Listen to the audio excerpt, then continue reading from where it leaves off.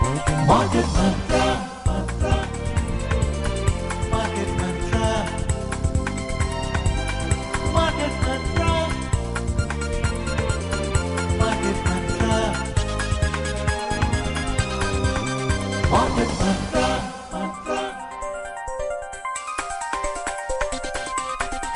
Market Mantra. Namaskar and welcome to Market Mantra, the program in which we give you a complete update on the economic, business and stock market news of the day. Well, I'm your anchor, Lalema Aneja Dang, and with me is my co-anchor, Manoj Pathak. नमस्कार। Market मंत्र के ताज़ा अंक में आपका स्वागत है। आधे घंटे के इस कार्यक्रम में हम हमेशा की तरह हम देश और दुनिया की चुनी हुई कारोबारी खबरों को लेकर हाजिर हैं। हमारे साथ खबरों पर स्टूडियो में चर्चा के लिए आज आमंत्रित हैं देश के जाने माने अर्थशास्त्री doctor SP Sharma. Doctor Sharma, कार्यक्रम में आपका स्वागत है। जी शुक्रिया, थैंक यू। आइए शुरुआत करते हैं अंग्रेजी में हेडलाइन से, जिसे लेकर मौजूद हैं लालिमा Aneja dang. Thank you, Manoj. Yes, let's begin with the headlines. Well, major Asian stock markets close mixed. Global crude oil prices tumble over 3% and India's labour force participation rate continues upward trend in December last year. Asia के share बाजार आज मिले जुले रुख के साथ बंद हुए।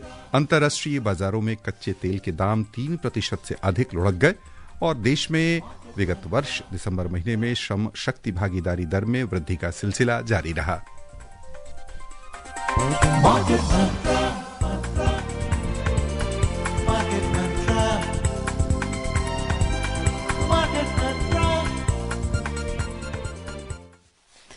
Well, before we get going with the program, let's tell you, our friends, our listener friends, that the views and opinions expressed by the experts in this program are their own and not that of Akashvani.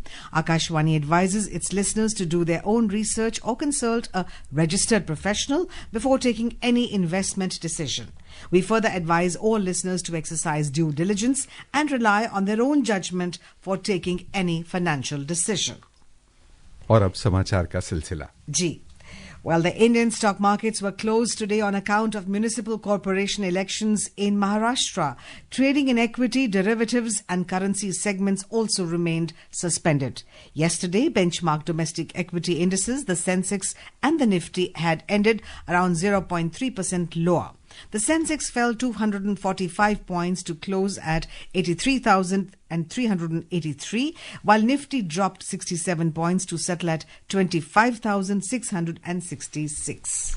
घरेलू share बाजार यदि बंद हैं तो उधर दुनिया भर के शेयर बाजार में कारोबार हमेशा की तरह अपने अंदाज में चल रहा है। हम आपको लिए चलते हैं सबसे पहले एशियाई शेयर बाजार, जहां आज प्रमुख बाजारों में मिला जुला रुख दिखा। सबसे पहले दक्षिण कोरिया। वहां पर केंद्रीय बैंक द्वारा मुख्य ब्याज दर को बिना किसी परिवर्तन के 2.5% पर बनाए रखने का फैसला नीति निर्माताओं ने किया। गौरतलब है कि केंद्रीय बैंक ऑफ कोरिया के नीति निर्माताओं ने वहां की मुद्रा कमजोर रहने और मुद्रास्फीति बढ़ने की आशंकाओं के बीच ब्याज दर में कोई परिवर्तन नहीं किया। इन सब खबरों से शेयर बाजार में तेजी देखने को मिली। दक्षिण कोरिया का कोस्पी सूचकांक 1.6% बढ़त के साथ 4,798 के रिकॉर्ड स्तर पर पहुंच गया, यानी 4798 का ये स्तर अपने सर्वोच्च शिखर पर अब है। सेमीकंडक्टर सेक्टर और ऑटो सेक्टर से जुड़ी कंपनियों के शेयरों की अच्छी खासी खरीदारी की गई। उधर सिंगापुर के स्ट्रेट्स टाइम्स इंडेक्स में 0.4% की तेजी आई। बिकवाली के दबाव में जापान का निक्केई 225 सूचकांक 0.4% नीचे आ गया। हांगकांग के हेंगसेंग में 0.3% के आसपास गिरावट हुई। चीन का शंघाई कंपोजिट इंडेक्स भी 0.3% से अधिक नुकसान के साथ बंद हुआ। यूरोपीय बाजार की ओर चलें तो समाचार तैयार किए जाने तक वहां मिला जुला रुख था। अंतर्देशीय कारोबार में जर्मनी का डेक्स लगभग 0.2% बढ़त के साथ कारोबार कर रहा था। बिकवाली के दबाव में फ्रांस का कैक 40 0.3% के लगभग नीचे चल रहा था। लंदन का फुटसी 100 सूचकांक 0.4% लाभ के साथ कारोबार कर रहा था। डॉक्टर एसपी, पहले तो हम घरेलू शेयर बाजार पर समझना चाहेंगे आपकी प्रतिक्रिया। बाजार में उथल पुथल का दौर और थोड़ी सी तेजी भी कभी कभी देखने को मिल रही है, क्या मूड दर्शा रहा बाजार?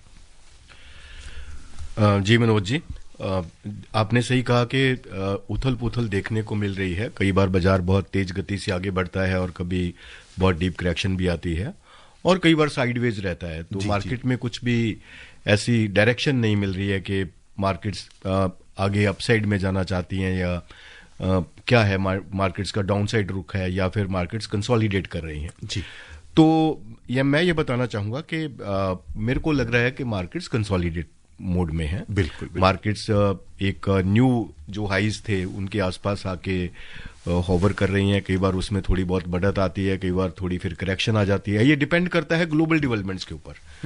हमारे जो अपने डोमेस्टिक डेवलपमेंट्स हैं उनका मार्केट्स के ऊपर पॉजिटिव ही असर है। जब भी कोई थोड़ी सी मतलब कुछ स्थिति पीसफुल होती है ग्लोबल लेवल पे तो मार्केट्स एकदम से ऊपर का रुख करती हैं। जैसे अभी हमने हाल ही में देखा कि जो टसल्स हैं वो काफी डीपन हो रही हैं। यूएस और ईरान को लेके बहुत ज्यादा टसल्स हैं, तो मार्केट्स ने थोड़ा करेक्शन ली है उसी वजह से। जैसे फिर ट्रंप साहब ने भी और एक नए हेडविंड्स अनाउंस कर दिए कि अभी तो बहुत वो मापना ही मुश्किल हो रहा है कि 25, 50, 500 उसका रेंज बहुत बड़ा हो गया है जो अभी ट्रंप साहब अनाउंस कर रहे हैं। 500% तक भी चले गए हैं अनाउंसमेंट में। तो ऐसी स्थिति में जो हमारा घरेलू बाजार ही नहीं पूरे विश्व की जो फाइनेंशियल मार्केट्स हैं वो कंफ्यूज्ड हैं कि आखिर आने वाले टाइम में होने क्या वाला है। तो इन सब लेकिन जैसे मैंने बताया कि हमारा जो डोमेस्टिक डेवलपमेंट है उसका मार्केट्स के ऊपर पॉजिटिव ही असर है। बिकॉज हमारा हर एक पैरामीटर जो भी इंडिकेटर्स हैं, economic indicators, fundamentals, all are strong to support the market at any level. तो कुल मिला के जो रवैया है, we are better than many economies. हमारा जो मार्केट है वो बहुत ही रेजिलियंट है और डिस्पाइट कितनी हम देखें हैं कि जो डेवलपमेंट्स हुई हैं ग्लोबल लेवल पे, हेडविंड्स हैं, उनकी रहते हुए भी markets is resilient. Professor Dr. Sharma, we often talk about auto industry as one of the markers of the Indian economy. We find that auto part makers in India are facing a bit of a slowdown in long-term orders from the US, and because US is our single largest overseas market. A, I want to talk about the auto sector. B, I want to talk about the IT industry. Do you see the IT industry being on a rocky footing because AI is coming, and again, US, Europe is there as our major customers? Where do you see these? Yes, Lalima ji. Firstly, auto, because we are major exporter of auto to US, and significant parts goes to US economy, but now, as I discussed, there are headwinds like starting from 25%, then the 50%. Now they are announcing that countries trading with Iran, they will impose another 25%. So such kind of headwinds are impacting the exports trajectory in the shorter period. Why I'm saying shorter period? Because we have many other markets also where we are diversifying from US to other countries. Like we have markets in Europe, we have markets in Latin America, we have markets in Middle East, and we have markets in Asia. So it will take time, but in the shorter period, there is some impact on our such kind of prominent exports, particularly to US. Though we are good overall in our export trajectory, but sector-specific exports are with some countries impacted. And about the IT? And about IT, you rightly said, IT is significantly connected with the global markets and global developments, like sometimes the AI or sometimes the financial volatility, like announcements of some Fed rate cut or sometimes the pause. Such kind of developments impact the IT sector because this is the most connected sector with the global economy. As you rightly said that our exports are with the Europe, our exports are with US, our exports are with the some Asian countries also. So that's why the global headwinds are very, very sensitive for the IT stocks. So that's why some types of fluctuations are there. Sometimes great upside is seen and sometimes the low deep corrections are also observed. Yes. Doctor Sharma, आपने यानी अपने निर्यात की भी अभी चर्चा में मतलब बातचीत के क्रम में निर्यात के बारे में जानकारी दी। हम समझना चाहेंगे कि विभिन्न देशों के साथ जो हमारे समझौते इन दिनों हो रहे हैं और यदि हम 2020 को एक बेंचमार्क माने तो उसके बाद से कई देशों के साथ हमने मुक्त व्यापार समझौता किया है। किस रूप में ये देश की अर्थव्यवस्था को आगे ले जाने में सहायक होगा? जी बिल्कुल, आपने मनोज जी बहुत ही महत्वपूर्ण प्रश्न किया है। आपने सही कहा, 2020 के बाद हमने 7 फ्री ट्रेड एग्रीमेंट्स किए हैं, जिसमें कि ऑस्ट्रेलिया है, यूएई है, यूके है, न्यूजीलैंड है, ओमान है, एफ्टा है और मॉरिशस है। इनके साथ पहले हुआ था। तो लेकिन ये 7 के साथ जो फ्री ट्रेड एग्रीमेंट्स हैं बहुत ही फ्रूटफुल हैं। यहाँ पे मैं आपको बताना चाहूंगा कि जो कुछ एफटीए तो अभी हुए हैं 2024-25 में जी, और ट्रेड हमारा इनके साथ बहुत ही समय से, लगभग कोई 2020-21 से ही प्रफुल्लित है। और कोई मैं आपको बताना चाहूंगा कि टोटल ट्रेड इनके साथ लगभग कोई $200 अरब के साथ होता है, which is at around 15-16% of our total trade, merchandise trade. और ये ट्रेड अगर हम 2020-21 से लेके 2024-25 तक का आंकलन करें तो लगभग कोई 92% इंक्रीज हुआ, पॉइंट टू पॉइंट, 20-21 से लेके 24-25 तक। जबकि हमारा टोटल ट्रेड जो इंक्रीज हुआ है वो 43% हुआ। क्या बात। So this is the importance of these FTS, कि हमारा जो ये एफटीए पार्टनर्स हैं इनके साथ हम पहले ही बहुत तेज गति से बढ़ रहे हैं। तो एक सोचे समझे तरीके से हमारे एफटीए हुए हैं, बहुत अच्छे होमवर्क के साथ हुए हैं कि हमारा जो ट्रैजेक्टरी है, ट्रेड ट्रैजेक्टरी बहुत तेज गति से इन कंट्रीज के साथ इंक्रीज हो रहा है। उसी वजह से, जैसे लालिमा जी ने क्वेश्चन किया था कि हमारा जो ऑटो सेक्टर है वो इम्पैक्टेड है, तब मैंने उसी संदर्भ में बताया है कि मीडियम टू लॉन्ग टर्म जब हमारे ये एफटीए अभी हो गए हैं, इनके साथ ट्रेड प्रफुल्लित होगा, अभी जो इम्प्लीमेंटेशन हो रही है बहुत सारे एफटीएस के साथ साइनिंग के बाद, तो आने वाले 1-2 साल में आप देखेंगे कि ये जो गति है जो हमारे एक्सपोर्ट्स की, ये और तेज होगी। हमारे जो हेडविंड्स जो हम देख रहे हैं कि ग्लोबल लेवल पे कभी टैरिफ का, कभी जियो पॉलिटिक्स, जियो फ्रेगमेंटेशन, इनका इम्पैक्ट बहुत नामात्र रह जाएगा। We will be a resilient economy in our trade trajectory. तो ये जो 7 एफटीएज हुए हैं ये बहुत ही प्रफुल्लित एफटीएस है। और ये डेटा बताता है कि हम 2020-21 से इन कंट्रीज के साथ बहुत तेज गति से आगे बढ़ रहे हैं। I think on a lighter note, India has become very proficient in converting adversity into opportunity. The way we started manufacturing PPE kits during the pandemic. So now the tariff threats have become again an opportunity to trade with other countries other than the US and creating more markets there. Yes, Lalima ji, because our indicator, the most prominent indicator, GDP. Yes. We are growing. We are the fastest growing economy. Our first and quarter 2 numbers are on an average 8%, which is significantly higher beyond our expectations. That we were expecting that our economy will grow at around 6.5% or 6.6%, but the data tells us that India is growing at 8% in the first half of the current financial year. And going forward, the expectations are the average growth would be at around 7.4% or 7.3%. That is the expectation by many prestigious organizations like IMF and World Bank and our respective organization, Reserve Bank of India. Right, right.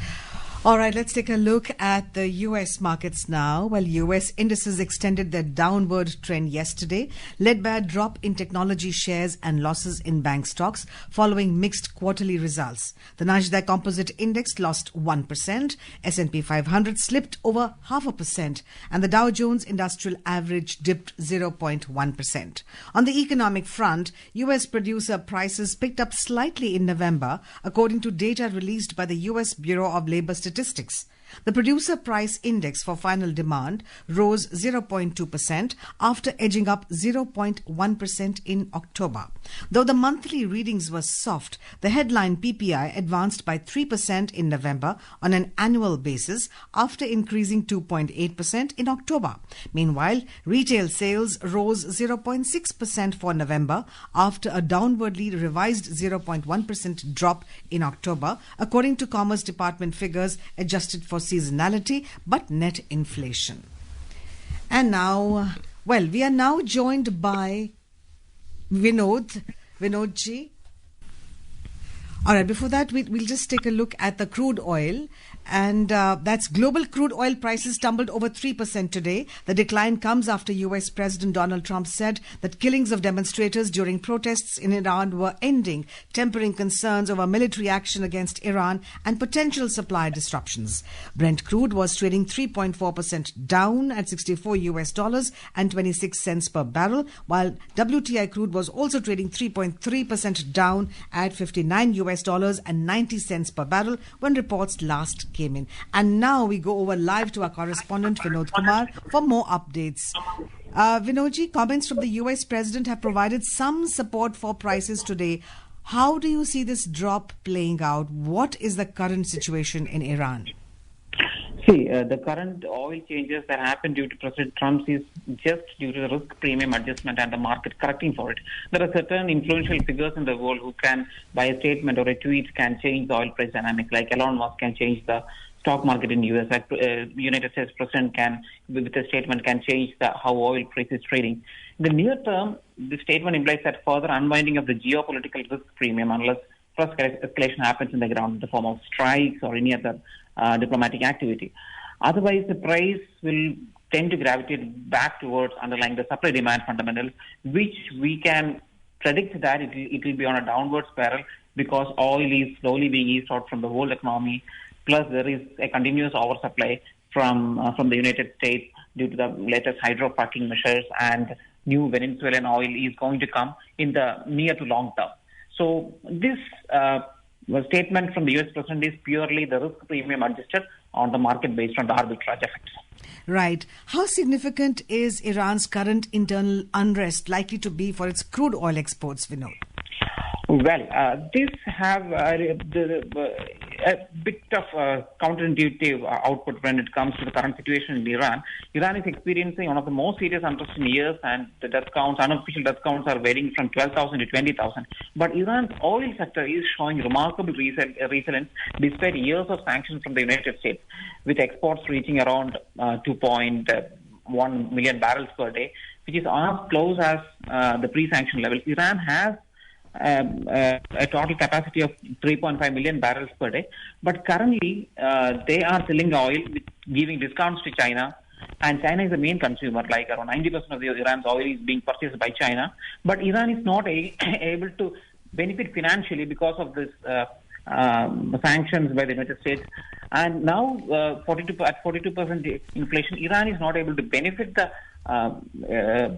oil that they are able to sell. However, if there is a toppling of the Iranian government by the Trump regime, which is unlikely because once the Iranian regime is stopped, more oil will flow from Iran, and this will act antagonistically against the OPEC Plus members who want Iranian oil to be subdued. So current geopolitical dynamics is a little bit in the grey area. We cannot comment whether there will be strikes in the Iranian fields or there will be military action. If it happens, definitely oil will see further downward spiral. All right. Thank you very much, Vinod, for that update. यहाँ पर doctor Sharma हम समझना चाहेंगे अंतर्राष्ट्रीय बाजारों में जो उथल पुथल चल रही है, वैश्विक स्थिरता को लेकर जो संदेह के बादल मंडराने लगते हैं रह रहकर, उसमें तेल के दाम फिलहाल क्या लग रहा है कि तत्काल के लिए ये 3% की कमी हम देख रहे हैं या लंबे अरसे तक तेल के दामों में कमी देखने को मिलेगी? देखिए मनोज जी, जो प्राइसेस हैं, मैं ये समझता हूं कि क्रूड के प्राइसेस तो हमेशा फ्लक्चुएट करते हैं। ये कोई नई बात नहीं है कि आज 3% गिरे, पहले भी प्राइसेस जो है 15-20% तक भी वेरिएशन लेते हैं। तो बहुत सारे, क्योंकि ये मोस्ट स्पेकुलेटिव प्राइसेस होते हैं क्रूड का जो कमोडिटी है। लेकिन आने वाले टाइम में मैं ये समझता हूं कि ग्लोबल डिमांड उतनी नहीं है कि क्रूड के प्राइसेस को सपोर्ट कर पाए। तो क्रूड के प्राइसेस जो है वो सबसाइडेड ही रहेंगे और फ्लक्चुएशन जरूर रहेगी। कभी 2-3% की अपसाइड आई, कभी तो डाउन साइड आई। टोटली जो न्यूज बेस्ड वॉलेटिलिटी, जैसे कोई न्यूज आ गई कि भाई अभी जैसे कोई फेवरेबल न्यूज आ गई कि प्राइसेस एकदम से करेक्ट हो गए, लोअर लेवल पे चले गए, बाद में कोई ऐसी जो न्यूज आ गई जो नेगेटिव है प्राइसेस के लिए, तो एकदम से उसमें तो वॉलेटाइल रहेंगे, but prices will remain I believe below 60 to 63 USD पर बैरल। डॉक्टर शर्मा, हम आपका ध्यान अमेरिका की ओर ले चलना चाहेंगे और वहां से जो ताज़ा आंकड़े आए हैं आर्थिक उस पर आपका ध्यान आकृष्ट करते हुए अपने श्रोताओं के नजरिए से समझना चाहेंगे कि US bureau of labour statistics जो है उसने कहा है कि प्रोड्यूसर प्राइस इंडेक्स है वो थोड़ा सा यानी 0.2% बढ़ा है। अक्टूबर में 0.2% पर पहुंच गया, 0.1% की वृद्धि हुई। इसी तरह पीपीआई में भी बढ़त हुई है। तो ये आंकड़े क्या जता रहे और बाजार को इससे या अर्थनीति को दुनिया भर के इससे क्या संकेत लेना चाहिए? देखिए, इसमें मनोज जी, जैसे हमने लास्ट डिस्कशन में बात की थी कि जो यूएस बोल रहा है कि भी इतने % टैरिफ लगेगा, इतना लगा दिया है, इसके रिपरकशंस यूएस इकोनॉमी के लिए खराब निकलेंगे। और उसका जो आप देख रहे हैं कि जो इन्फ्लेशन है, जो रिटेल इन्फ्लेशन है, उसके ऊपर इम्पैक्ट आएगा, चाहे वो किसी भी रूप में हो, चाहे उनका जो इन्फ्लेशन ट्रैजेक्टरी ऑलरेडी बहुत ही स्टिकी है 2.7-2.8% के आसपास। तो आने वाले टाइम में इनको थोड़ी ऐसी हेडविंड्स रहेंगी कि जो वो टैरिफ लगा रहे हैं उनसे उनका जो महंगाई दर है उनकी आने वाले टाइम में इंक्रीज होगी। आइए खबरों का सिलसिला आगे बढ़ाएं। अमेरिका और तेल के बाद लौटे स्वदेश, नजर डालें सर्राफा बाजार पर। In the Indian bullion market, the 24-carat gold was trading 0.1% down at 1,43,610 rupees per 10 grams. Silver was also trading more than 0.2% down at 2,88,890 rupees per kilogram a short while ago. आइए आपको लिए चलें मल्टी कमोडिटी एक्सचेंज। वहां अंतर्दिवसीय कारोबार में समाचार तैयार किए जाने तक फरवरी में आपूर्ति किए जाने वाले सोने का मूल्य 0.1% नीचे आकर 1,42,996 रुपए प्रति 10 ग्राम पर चल रहा था। उधर मार्च में आपूर्ति की जाने वाली चांदी भी 0.1% अपनी चमक खोकर 2,87,708 रुपए प्रति किलो के स्तर पर कारोबार इसका हो रहा था। यहां पर हम समझना चाहेंगे कि सोना और चांदी दोनों अपने काफी ऊंचे स्तर पर हैं और जब लगातार ऊंचे जा रहे हैं तो कई लोगों के मन में निवेश की इच्छा होती होगी। क्या सलाह देना चाहेंगे कि अभी का स्तर निवेश के लिए कैसा है सोने में, और सोने की खरीदारी करनी चाहिए तो किस रूप में करनी चाहिए? देखिए मनोज जी, जो गोल्ड में रैली शुरू हुई वो लगभग हुई 2003 में शुरू हुई ईटीएफ आने के बाद। उसके बाद इसको बहुत ही जो ग्लोबल हेडविंड्स रही, पहले लेमन क्राइसिस रहा, उसके बाद स्लो डाउन रही काफ़ी कंट्रीज में, फिर यूएस चाइना में ट्रेड वॉर हुई 17-18 में, फिर कोरोना वायरस, अभी जियोपॉलिटिकल हेडविंड्स। तो हर एक जो फैक्टर है गोल्ड को सपोर्ट करते चला गया।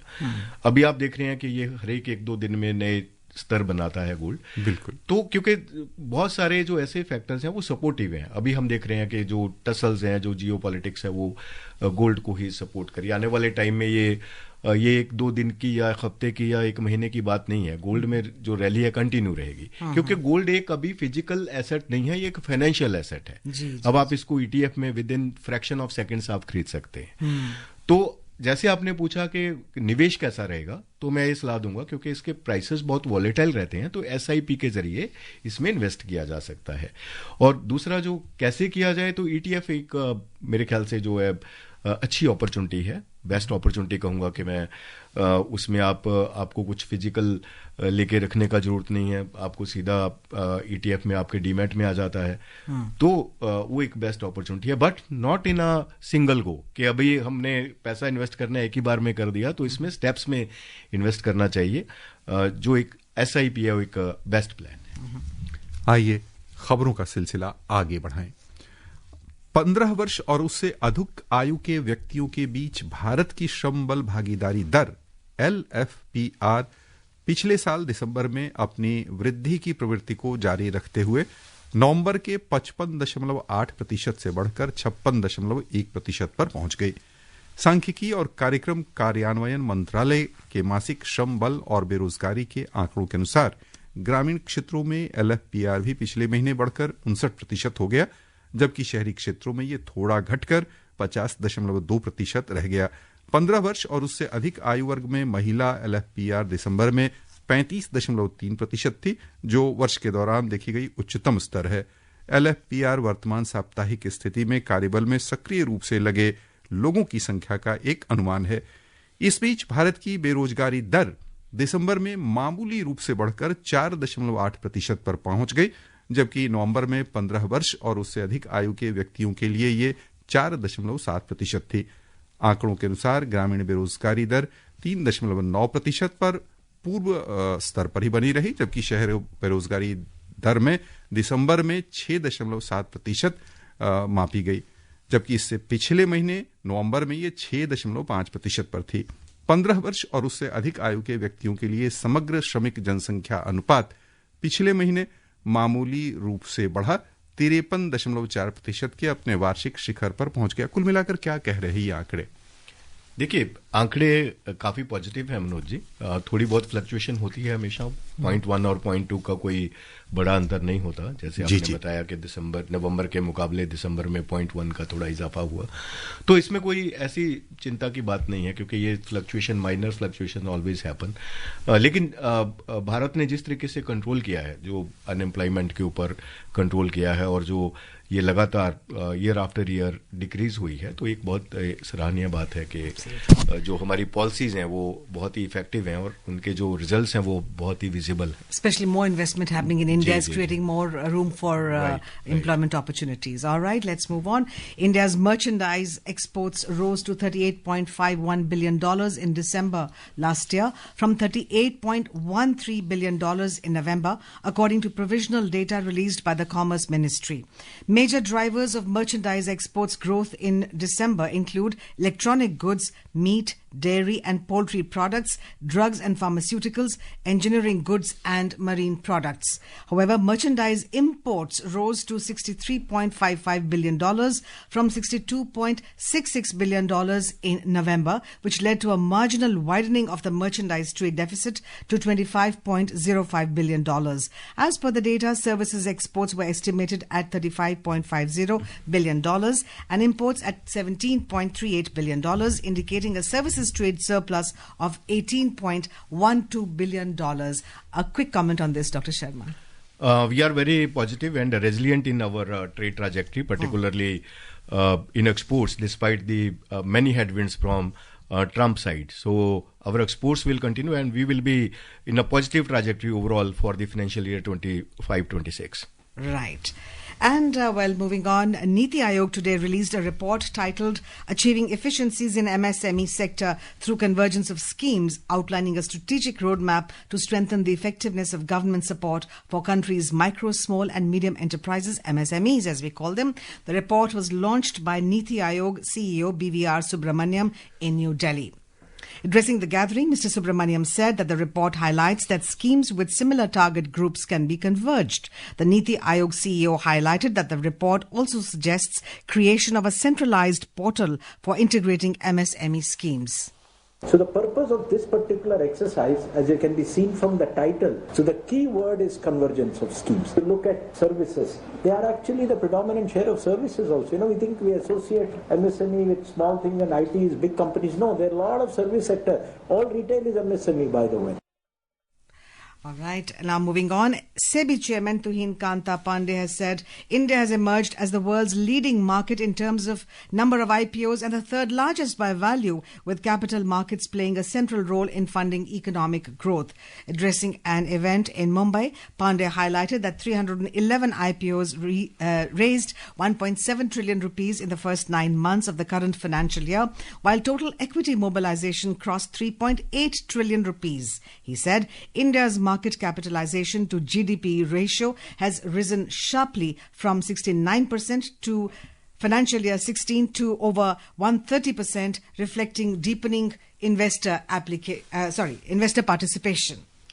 बस यहीं पर श्रोताओं की ओर से डॉक्टर शर्मा हम आपको धन्यवाद देना चाहेंगे और आग्रह करते रहेंगे कि इसी तरह हमारे कार्यक्रम में श्रोताओं का ज्ञानवर्धन करते रहिए. Thank you Manoj ji, thank you. All right, it's time to wind up. Before we close, friends, here's a reminder of the headlines. Major Asian stock markets close mixed. Global crude oil prices tumble over 3% and India's labour force participation rate continues upward trend in December last year. Well, friends, that's all we have for you in this edition of Market Mantra. This is myself, Lalima Aneja Dang, and my co-anchor, Manoj Pathak, signing off. So, namaskar. इस कार्यक्रम में विशेषज्ञों द्वारा विचार उनके अपने हैं। आकाशवाणी अपने श्रोताओं को सलाह देता है कि निवेश का निर्णय करने से पहले स्वयं रिसर्च करें या किसी पंजीकृत सलाहकार से राय लें।